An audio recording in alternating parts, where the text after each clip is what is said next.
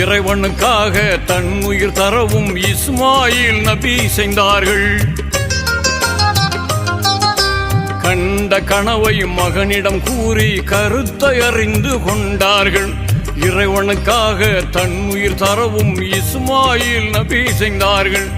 அன்னை ஹாஜிரா இதனை அறிந்து அழுது புலம்பியே துடித்தார்கள். கண்மணி மகனை கட்டி அணைத்து கண்ணீரை மழையாய் பொழிந்தார்கள். குலமகன் தன்னை குர்பானி கொடுக்க கொஞ்சமும் அஞ்சாமல் பலியிட துணிந்த ஹஜ்ஜு பெருநாள் அதுவே தியாக திருநாள்.